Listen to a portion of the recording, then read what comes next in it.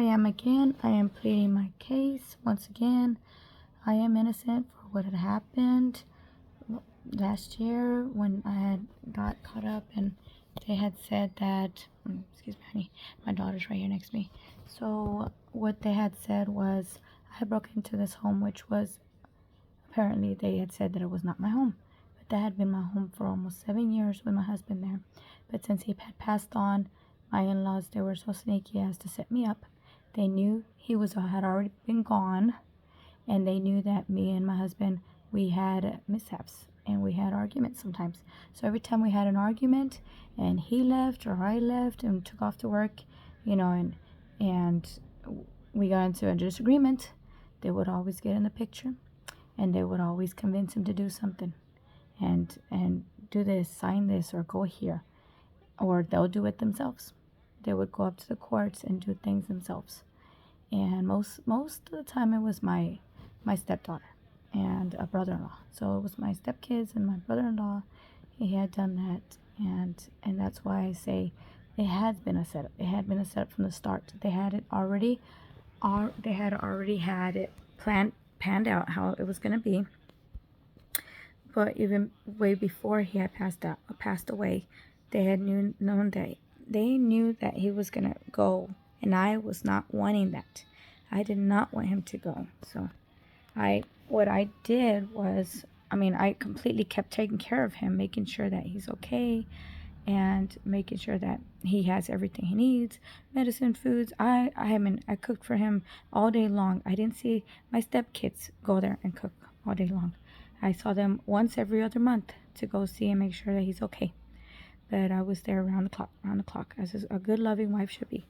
But they had seen it coming, and they had went in and swooped in like as vultures do, right after he had passed. And they came up and said that, we don't know her. She has nothing to do with us. And we don't know her. She's not married. So it's nothing of hers. She just needs to stay away from us. We don't want to have nothing of her. And then they got into our records, our files, which I've yet to talk to anybody or hear anything from these courts. Like I said, I have tried to, and this is in Tarrant County, Fort Worth, Texas, guys. If you're about to move here or something, just know the system and stuff over here is pretty tricky. Yes, Republican, yes, conservative, yes. But there's a lot of them that are working behind the scenes that are not so much for the people. There's a lot of them that are rhinos. That's what they call rhinos. Or they're liberals. They just want to be Republicans. They just want to run as conservative but they really are Democrats, but because they want to, so they can go in a higher power. And they know that every time Republicans, they win. They always win around here. So don't let that fool you. So again, the system caught me up. They acted as if they were my spouse, Kevin Gibson. And they just completely went against me. Full throttle. Completely just threw one over my head. It was just a complete mess. And now I'm in this mess with them, and I have civil going on. I have all that. And somehow these people in the courts and the police officers, they're saying, no, honey, that's criminal. Okay, how is it a civil if I'm an heiress? How is it a criminal if I'm an heiress and I'm in a civil court and it's probate? And they had a notion where I would be one, that I should be one. But did courts or anybody, my in-laws, stepkids, anybody call me back? No, they did not.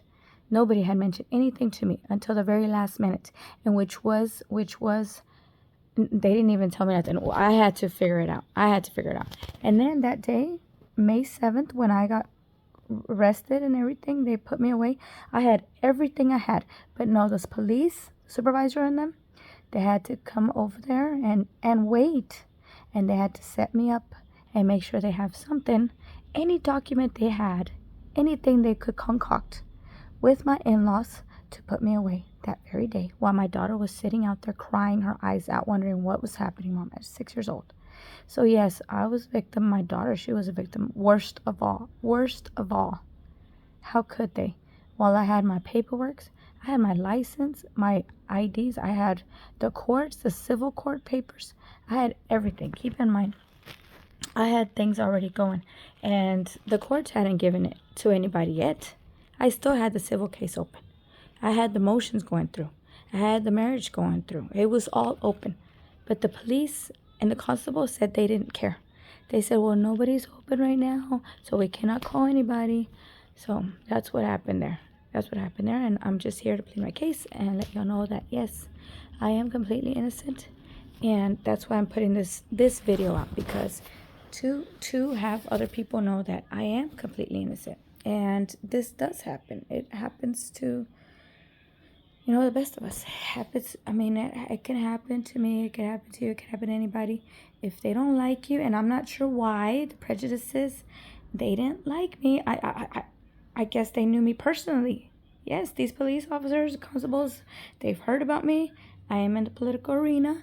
I do a lot of political stuff. I'm very much in my community. I'm an elections judge. I do a lot for my community. So I guess they must have heard of me, and they come against me using all their hatred and all their personal baggage they have against me towards me. And they don't want to have nothing to do with me. They just want to put any paper, anything to set me up, just like my in-laws and my stepkids wanted to, and throw me away in the jail and let me rot in there and throw away the key. So yes, it is horrible. It's one hard nut to crack, guys. So it can happen to, I mean, it could happen to anybody, and they just think that they're so sly and sneaky and they can get away with it. They just think that. And you know, when I kept saying, well, is that my husband? Is that my husband, Kevin? Is he the one that said that I can't go in that house? And you know what the constable and the officer said? They said, yeah, that's him. And he had a smile. Yes, that's him, Stephanie. So that's why you're in this police officer car, and that's why we're throwing you away in jail, because that was him. And you know, and I just, so excuse me, just one moment. I just felt like, well, they could make anything up like that. And if someone like that, I'm actually moving to another room because so I can let them relax over there and be very quiet. So I'm in one of the storage rooms right now. So I'm gonna, this is not live at all, but of course it's not live, but sometimes on my social media feeds and all that stuff, I can go live. But yeah, everybody have a good day. And I just wanted to let y'all know what's going on. And I mean, this is gonna be YouTube, and I'm not sure where else I'm gonna put it. So yeah, that was very sneaky and smirky how the constable got, the police got, and they had me wait for almost an hour with my daughter to see if that's even my house, after the police said, yes, you can go. But they wanted me to wait for almost an hour to see if somebody comes up and drives up and gives them whatever they want to see, and then they could set me up right there and then and throw me away in jail. So had that not happened, that I would have had gone free, because I was innocent. The first time when the police officer on that camera said, May 7th, 2023, he said, yes, you may go, Stephanie, because I've seen all your paperwork. I know who you are. I've seen you. I've heard of you. The detectives know you. That for years and years you've been here. I'm married with my husband. So y'all have a good day. God bless. Bye-bye.